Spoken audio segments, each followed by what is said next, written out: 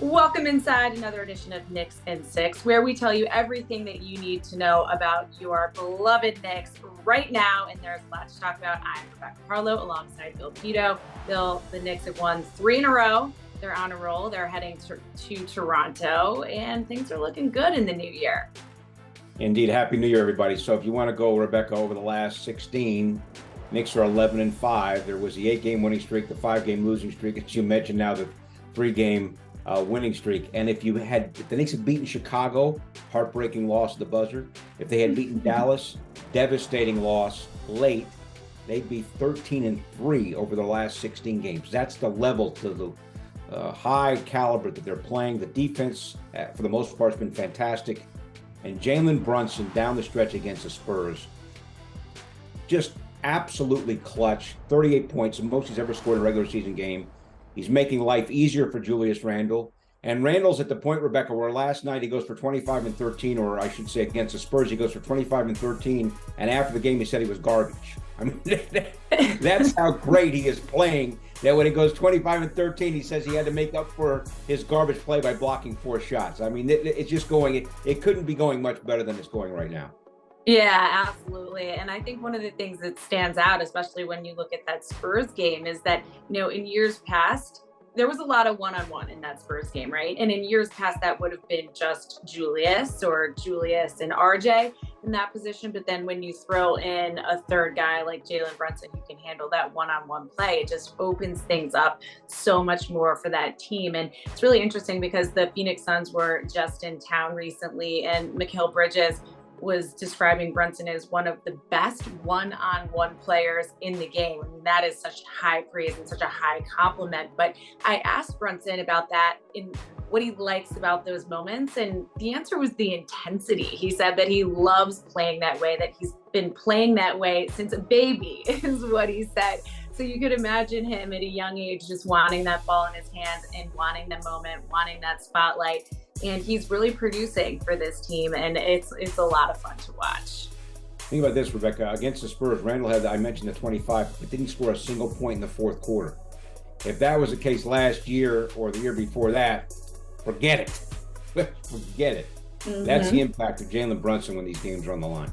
Yeah, especially without RJ Barrett. The fact that they were able to get that win without him and a couple of these wins without him just shows that the depth is really developing on this team, and it's just really exciting to watch. But another thing about Julius Randle that I really love, this is a great story about the leadership. So over the summer, he spent time inviting different guys out to Dallas to come in and work out. And I was talking to Mitchell Robinson about his experience with Randle a couple of days ago, and he told me that basically out of the blue, Randle gave him a call and said, "Hey man, get to Dallas."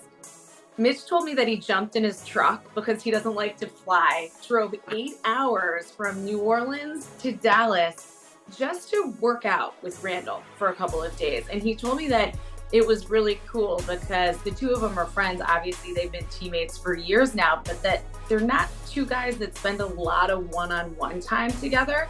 And he said to have that kind of closeness and that connection that they made over the summer, not only just working out, but through dinners and playing video games and just hanging out with each other's families.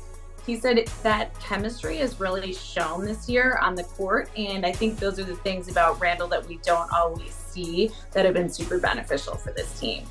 Wow, that's a great story. Rebecca, I think we also got to mention Emmanuel Quickley.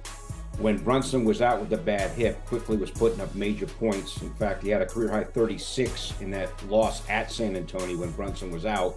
And since Brunson has been back and Quickley's playing off the ball, he's been not scoring as much, but has been equally as effective. So Quickley has been great starting. He's been great off the bench. He's been great as a starting point guard. He's been great as a starting 2 guard. He's been fantastic. And we had him on the post-game show after the Spurs game. We have him on a lot. And as you know, he's also so easy to root for because he's so incredibly likable. He's awesome. And this week I asked him the question because, like you mentioned, he's started at the 1. He's also started at the 2, and he's starting at the 2 without RJ Barrett, with Jalen Brunson back. I asked him which position he likes more. He told me the point guard because I love the ball and I want it in my hands.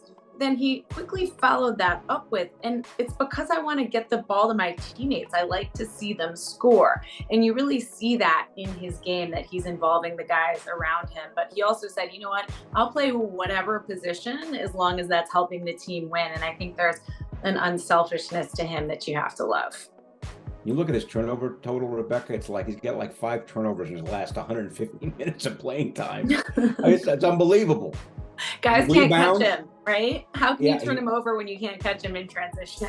Right. He rebounds, and everyone's talked about his improved defense. He has really been a major contributor to this team. And also, Quinn Grimes, we all know what he can do on defense. When you look at the box scores, he's consistently now, Rebecca, starting to put up double figures pretty much in the scoring column.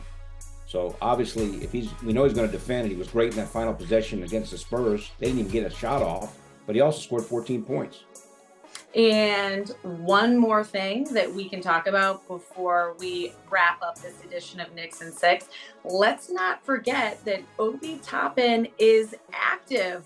Once again, people, the fan favorite, Mr. Toppin, is roaring and ready to go. Now, he was active against the Spurs in that San Antonio game, but he did not play. However, coach was saying that he really wanted him to get some scrimmage time, 5-on-5 play practice before he really lets him back out onto that court. But talking to Toppin, he is so ready and he looks great. I was watching him practice yesterday. He was running, he was jumping, he was dunking.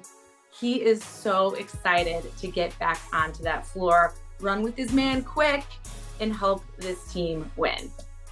All right, he's been out since December the 7th. Hopefully he gets in soon. Knicks coming up have at Toronto, home against Milwaukee, and then home against Indiana. So a very critical stretch.